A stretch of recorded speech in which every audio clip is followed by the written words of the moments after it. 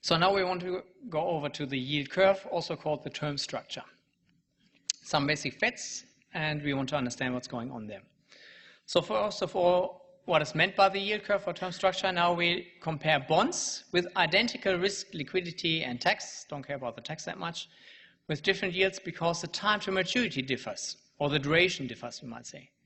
So we're now not comparing triple B with triple A bonds, but we compare bonds of the same company, and the only thing that we change is the time to maturity, how long they still have to run. Or even easier, we're comparing different Australian government bonds with different times of maturity, different durations.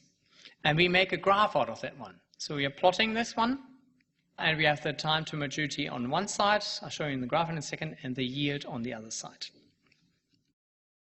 This one, for example, I just downloaded recently, that's from 2017. So currently, if you have, let's say, a 1 year time to maturity or 1 year duration, the Australian government bond is having a yield of 1.5 something %. If you get a 5-year bond, also from the Australian government, the yield is quite a bit higher, 2%. And if you look at the 30-year government bond, the one that we played around with just before and when we did the duration, it's 3 point something. So I think we just looked it up, 3.41. And if you plot all these on one graph, we get the so-called yield curve. Now in this case here, it's upward sloping from 1.5 to 3.5 roughly. Let's see, for Europe, the yield curve, also from 0 to 30 years. They're starting, interestingly, in a negative area. That's very unusual. But also here, the longer the time to maturity, the longer the duration, the higher the yield. So similar shape to the Australian curve, just on a different level, a little bit lower the interest rates in Europe. And let's look at the US curve. The US curve starts at 1. For 30 years, goes all the way up to just under 3%. Right? So you can see they might be on different levels, but they look somewhat similar.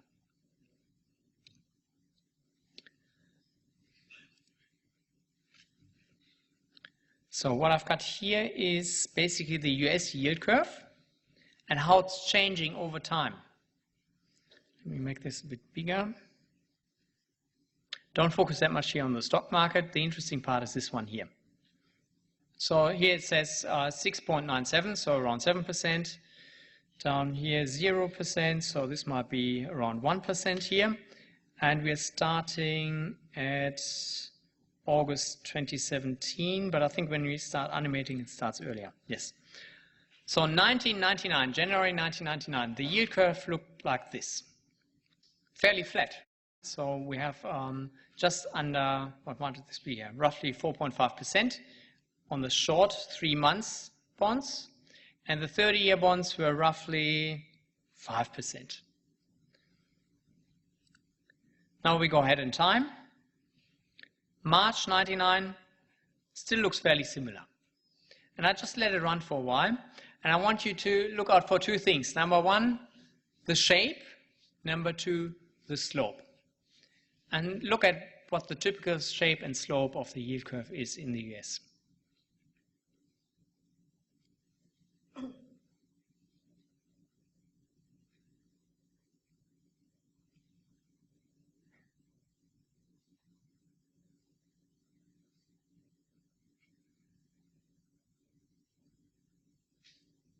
So these are, of course, all real data, so there's nothing made up here. These are the real yields that we had over the years.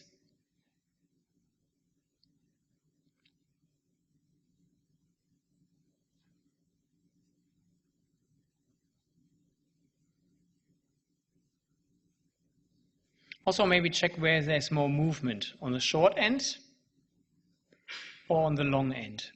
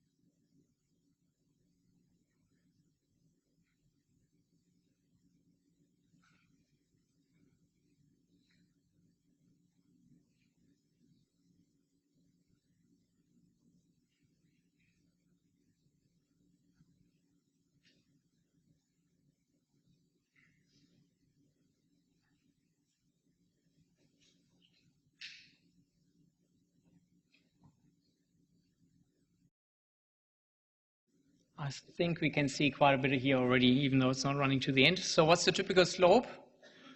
Flat, upward sloping, downward sloping? Typically upward sloping the yield curve.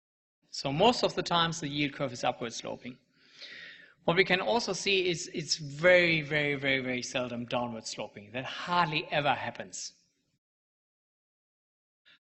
Also, we can see that the interest, it doesn't really have much of a kink somewhere. So if the interest rate is moving here a little bit, the interest rates next left and right to it seem to move as well. It's a little bit like it's on a rope or a chain. So if you move one part of that rope, all the other parts are moving as well. So the interest rates for different durations and maturity seem to be connected somehow.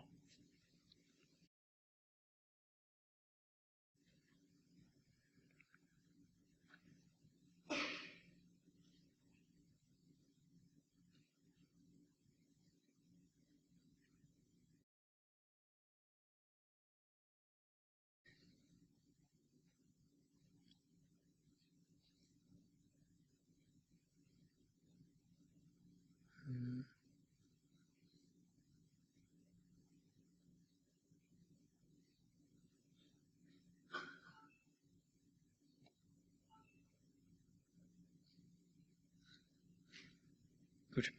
So what we can also see is the last few years the interest rates had been extremely low compared to history as well. So interest rates used to be much, much higher and also more erratic here at that time. So now we want to go over and try to figure out what's going on there. We want to be able to explain these things. So here we just have a different plot that is less dynamic, that is always comparing the short end of the yield curve, so the 3-month side with the 10-year side, and we can see usually the 10-year note, meaning the long durations, have higher interest rates than the short durations. That happens usually. So I don't have a graph like that for all the countries, but by and large, a similar thing is true for Australia and Europe as well. So the yield curve is typically upward sloping. The yields move somewhat together, so it's as if they are connected somehow. And the short end is more erratic. So we need to have a theory that is explaining all these 3 facts. And we do this in 3 steps, so be careful. It's not that theory number 1 is explaining the first, theory number 2 the second, and theory number 3 the third. It's really theory number 3 that we are after. That's going to explain all these 3 facts. But in order to understand theory number 3, it's easier if you go step by step. Let's start with the expectation theory. What's the basic idea of the expectation theory? It is, there's 2 investment strategies. Let's say you want to save for 2 years. You can do 2 different things. Either you can buy a 2-year bond. So you can buy a bond that is exactly matching the time span that you want to save. And that's called buy and hold. So you buy once a bond and you hold it till the end. Or alternatively, you can buy a very short-term bond, and once that's mature and you get your money back, you immediately buy the next short-term bond, and so on. And that's called rolling over. Right? So you go from one bond to the next, to the next, to the next. Now, if you're just after maximizing your return and you don't care about different maturities, so you don't care personally if you have a 1 or 2-year bond, then these 2 investment strategies should give you the same investment outcome. Because if one is giving you a higher return than the other, everybody would use the one with a high return and nobody would use the other investment strategy. Let's say these. So here we buy 2 1-year bonds in a row. So this one here is a rollover strategy. Let's say currently the bond yield is 6%. I just made up numbers that are nice and easy to calculate. And you expect the yield in the next year to be 8%. But you don't know for sure yet, because we don't know what the yield will be in the next year. So in this case, if you're buying twice in a row a 1-year bond, the first year you earn 6%. The second year you get on your 8%. So that means after 2 years you end up with this one. So let's just imagine you invested $1 to make it nice easy, or $1 million. So after 1 year you've got 1.06 million then, because you get the 6% yield. And you use that money to buy the second bond, which now has an 8% yield. So you earn 1.08 times on it, which means after 2 years you end up with 1.14 million. Or if you calculate an average interest rate, so we take the square root here, and it would be 6.9 annual yield on average.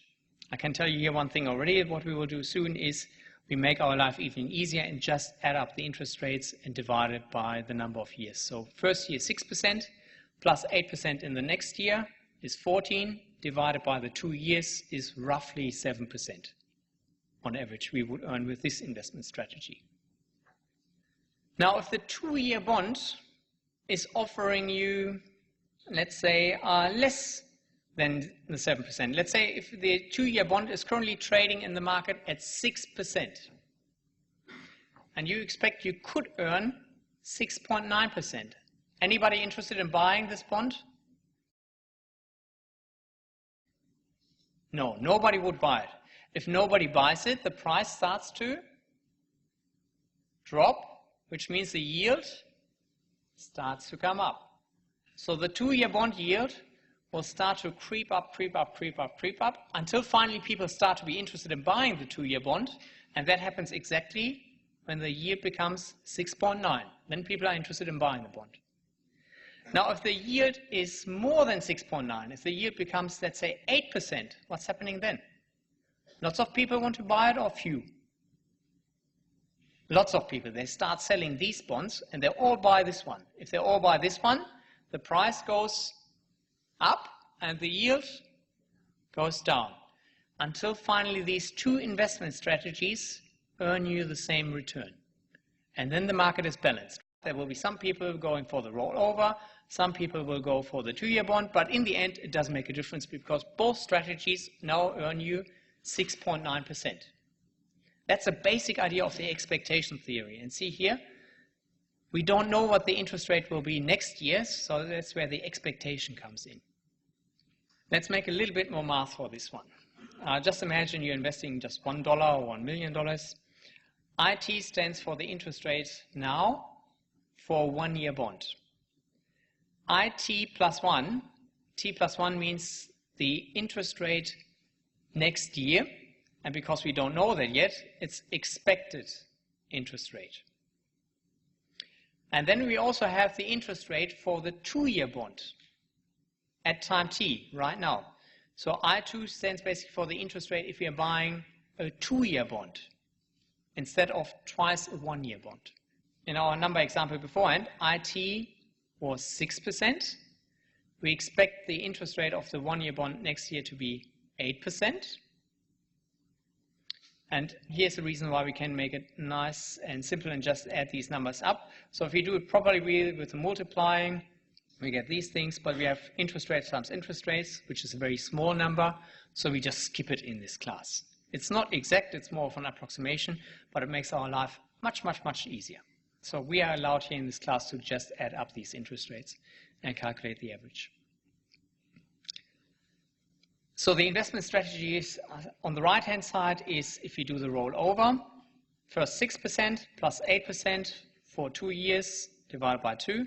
That gave us the roughly 7%. And on the left-hand side is the buy and hold strategy. We're just buying a bond that is running for 2 years. Don't worry about the numbers written on the bond here. I just wanted to get a visual for what's happening. So these are the two investment strategies. And just as we said beforehand, the market is in equilibrium only if these two investment strategies give you the same return, because otherwise all the people go to one bond and it affects the price, or the price would go up and the yield down, or they run to the other side. The same idea applies if we don't go for 2 years, but 3 years, 4 years, 5 years, or n years. The formula just looks more difficult then, but it's exactly the same idea. So on the right-hand side, we've got here lots of 1-year bonds with the expected returns, which we don't know yet, which we all add up and simply divide it by the number of years. And on the left-hand side, we compare that to a single bond that is running also for n years. And the return on these two should be the same. Good, so now it's your turn. I gave you an Excel file too. Let's try. Use the Excel file, put in these numbers and see what's happening. So the Excel file is going to calculate for you the average interest rates that you will get then. Actually, let's do some of them together first in our head. Let's say you have now a 1-year interest rate of 2%, and you expect the interest rate next year for a 1-year bond to be 4%. What must be then the interest rate or the yield on a 2-year bond?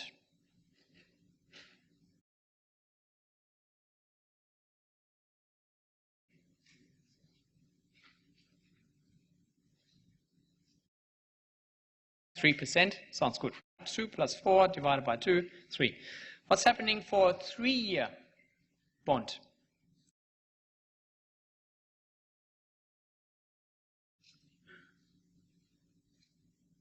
%.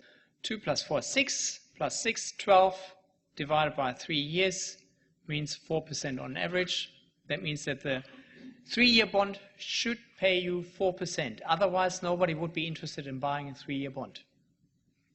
Right? Because if you're investing 1 year in 2, 1 year in 4, 1 year in 6, then you end up with 4% on average too. So now it's your turn. Once you've done the yield curve for now, we try to figure out what will be the yield curve in 2018. So the idea is to get something like this. We have yield curves for different times. So this was the yield curve in the year 2000. In the year 2001, the yield curve looks different. So your job now is to come up with an interest rate for 2020, a 1-year expected interest rate for 2020, that you still have an upward sloping yield curve. And then you do the same game for 2019. So we move into the year 2019. So you have expected interest rates for 2019, 2020, and 2021. And we want these interest rates to be such that the yield curve is still upward sloping, because we know from our observations here, yield curves typically slope upwards most years. So we want to check if our theory here is supporting this one.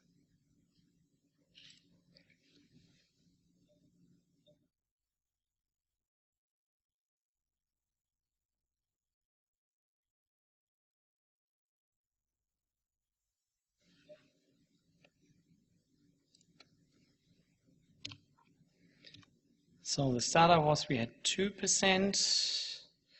4%, 6%. Now, we're looking firstly only at the red yield curve. That doesn't really look that good, simply because here it's 0, 0, 0, 0, 0. Of course, that doesn't make sense. Let's just pull over and make these 6, 6, 6, 6, 6. So now the red yield curve here, that is the current yield curve is, yes, for 2018. What does it say? 2017 should be blue. Ah, yes, of course. So the red ones here are the 1-year spot rates. Spot rates means in that moment. So these are for the 1-year bonds. We know currently it's 2%. We expect it next year to be 4%. 2019 we expect it to be 6% for 1 year, and then to keep it simple, 6, 6, 6, 6, 6, 6, 6. I'll just put in here. And now down here in this row, it gives us the average return to maturity. So for 1-year bond, of course, it's 2%. For a 2-year bond, it becomes 3% that we are in equilibrium, right? It's 2 plus 4 divided by 2, 3. Then here we've got 2 plus 4 plus 6 was 12 divided by 3 for a 3-year bond. So a 3-year bond should earn us 4%. And here it is for a 4-year bond now. What do we have? 12 plus 6, 18 divided by 4, hopefully 4.5, and so on. So that you don't have to type in that much into the calculator, I gave you this Excel sheet. So the blue line is the current yield curve that we can see right now in the market, 2017. Now if we move 1 year ahead, 2018, if our expectations were correct, the 1-year bond should pay us 4%. 2019, 1-year bond 5%, 1-year bond 6% still, let's say our expectations are correct. And for 2020, I just made here the 6% too. But now, of course, since we moved 1 year ahead, things here do change a little bit. Because now the 1-year bond is 4%. Next year we earn 6, so it's 4 plus 6 is 10. So the 2-year bond is earning 5% now. And the 3-year bond is earning, from the viewpoint 2018, 466 is 16 divided by 3, 5.33. So next year, the 3-year bond should earn you 5.33. Instead of this year, the 3-year bond earns 4.55. So the whole yield curve in this example here is jumping a little bit up. That's what we saw too with the American yield curve here too. So the yield curve was moving up and down, just as in our example now too. If we change time, the yields change and somewhat moving together. But there's one problem here. Here we can see over long periods of time, for 10 years and longer, the yield curve has an upward slope.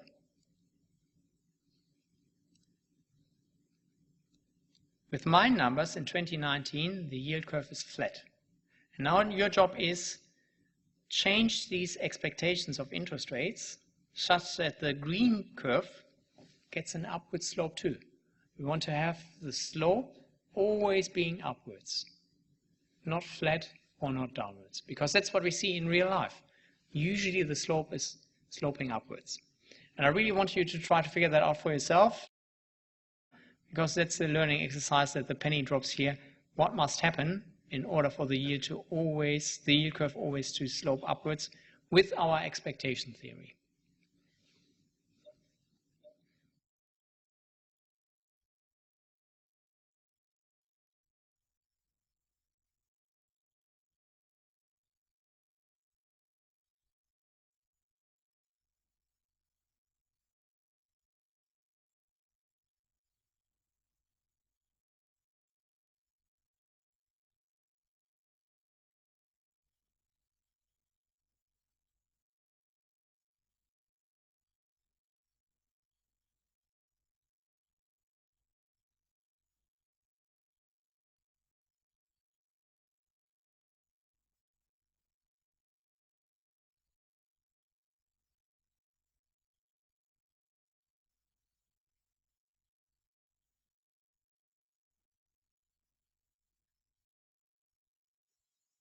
So it's a bit tricky without the computer. So it's always easier when you have the computer here for these type of things. So in order to get that line up, well, basically we have to increase the interest rate here too. Again, let's make that 7. So that looks in the beginning already a bit better, but unfortunately here it starts coming down again. Because can we see that here, for the 2-year bond it's 6.5, so that's good. But then of course if we expect future interest rates to go down to 6, the average here is being pulled down too by the lower expectations. So in order to keep that high up, we have to have higher rates here as well. Now this one is working, but if you imagine if I'm going now and make a 4th curve here, the future yield curve, if I take the average, for example, from 22 to 2030, on average the interest rate will be then for 1-year bond, 2-year bond, 3-year bond, 4-year bond, 5-year bond, 6-year bond. If I take the average from 7 plus 7 plus 7 plus 7 plus 7, 7. So then the yield curve would get flat again in the future. And that's not what we see. We see that the yield curve is typically upward sloping for long periods of time. So the only way to get that happening here for us is we need to have rising interest rates all the time. 9 and so on. I saw people doing that. Let me see, like this. I crank it up by 1% each year. No, it doesn't want to do it.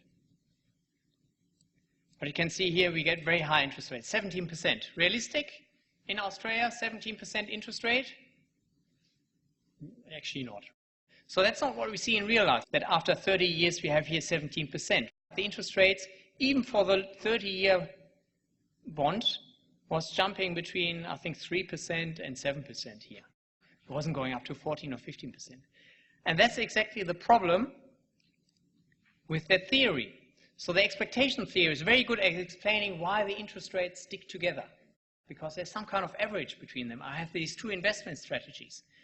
But this theory cannot explain why the yield curve is upward sloping, because for that one, we must expect to have interest rates rising, rising, rising, rising, rising, and that's just unrealistic. Interest rates don't always rise. Sometimes they go up, sometimes they go down. It can also explain very well why the long end didn't move that much. And we can see that simply in this equation here. If I'm changing this interest rate here, let's say we have 10 years, a 10-year bond. I'm checking how much a 10-year bond is changing. And I'm cranking up this interest rate here by 2%. So I make the short-term interest rate, I crank up by 2%. By how much does a 10-year bond change? The yield of it. If I make here plus 2%, but I divide it by 10, the 10-year bond will only change by 0.2% because it's just one of the many numbers here that are changed. Right? So for that one, the expectation theory is very well as well. Right? So the expectation theory can explain why the short end of the yield curve was going up and down like crazy, and the long end of the yield curve was hardly ever moving. Because the long end, this is the long end here, is the average. And if I change one of those, I still divide it by 10, so the change on the left-hand side is not that much. Part of the expectation theory was that we pretend that the investor doesn't care if he buys twice a 1-year bond or if he buys a 2-year bond once. For the investor, it was both the same. He wants to get the same return on these two investment strategies.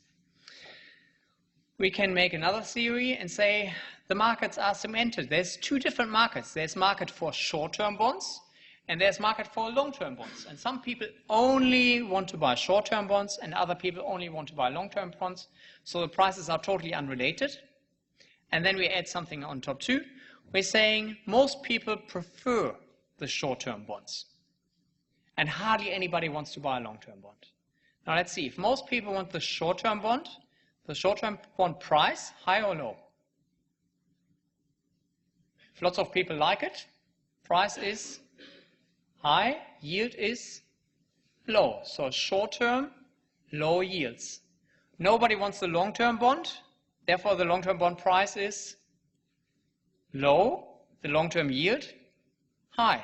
There we are. Positively sloped yield curve with segmented markets. So that's beautiful to explain why we have an upward slope.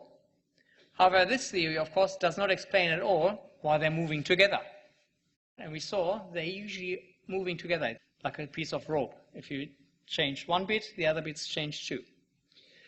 But we can put this theory together with the expectation theory. So this theory here basically says people like the short one better than the long one. And then we get to the liquidity premium theory. So we've learned in last week's class, long duration means more risk, more interest rate risk. The bond prices become more volatile. People don't like it. So people don't really like the long-term bonds as much as they like the short-term bonds. Because long-term bonds are more risky in interest rate risk. And if I have to buy something more risky, I'm expecting a higher return. I want to get a risk premium. So what this theory is saying is, yes, people are willing to swap between different bonds, between short durations and long durations, but only if you get a premium for holding the long duration, because long durations have more risk. So that basically puts together the expectation theory. So people are willing to switch between the two, and the expectation of the short-term interest rates are important, and therefore all interest rates are interconnected. Plus, people don't really like the long-term bonds. They much prefer the short-term bonds, and therefore for the long-term bonds, there needs to be a term premium or a liquidity premium on top for taking the risk of buying a long-term bond. And then what we can see is the following. Number one, even though we expect interest rates to be somewhat constant, we still get a positive yield curve, because the longer the duration, the higher the risk premium for interest rate risk. Long durations, more risk. And on top of that, now if I'm changing the interest rate expectation, you can see here that if I change the black curve, for example, if I move all the interest rates down, then of course the red curve comes down too. So we have, with this theory, explained the positive slope due to the risk premium, and we can explain why the interest rates move somewhat together because of the underlying expectation theory. People are willing to trade between the different bonds as long as they get the risk premium on top. So that was just with the expectation theory. Down here I've got the same thing with liquidity premium theory. So what I have here is basically I let The same interest rates as beforehand. So I use these interest rates that we calculated from the expectation theory and just add on top a risk premium for different maturities. If you're buying a 1-year bond, you're happy with 0 risk premium. If you're buying a 2-year bond, you want to have 0.3% earning on top for the risk they're getting. If you're buying a 3-year bond, you want to earn 0.4% on top of the alternative investment of buying 3 times in a row a 1-year bond. That's how it's meant. Because if you're buying a 1-year bond, the duration is short and you have low interest rate risk. If you're buying a 3-year bond, the duration is long, there's more interest rate risk. I'm just making a flat yield curve here. Let's make this one 666. Oopsie. 6. So here the problem was the expectation theory doesn't give us a positive slope if interest rates start to become constant. The expected short-term interest rate become constant. But if we are just adding up the risk premium, there's one missing. Let's make it flat a bit earlier. 6. So now the red curve is flat 2.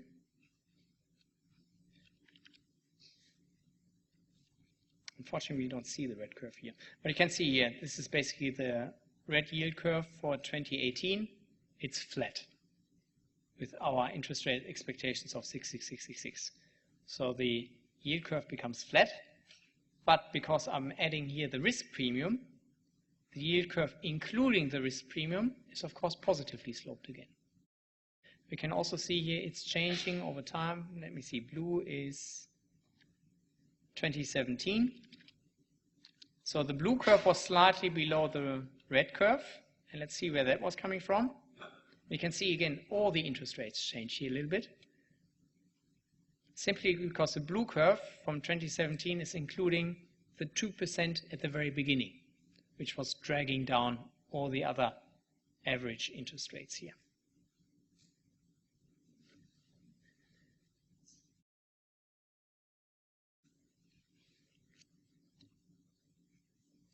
So this is the math behind it. It's basically exactly as in the Excel sheet. So we have here on the first part, the expectation part, where we just add up again all the short-term interest rates divided by the number of investment years in order to get the expected return. But then we add on top a liquidity premium.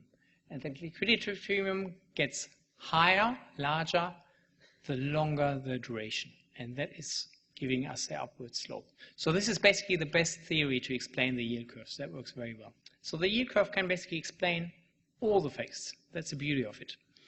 The main thing is that you get into your head the expectation theory so that you're able to calculate the average interest rates and therefore the interest rates that 2, 3, 4, 5-year bond needs to earn. You should be able to do that for, let's say, at least for 3 years by hand as well, meaning just with the calculator. But to get a feel for it, again, I urge you play around with the Excel sheets. They give you the best insight.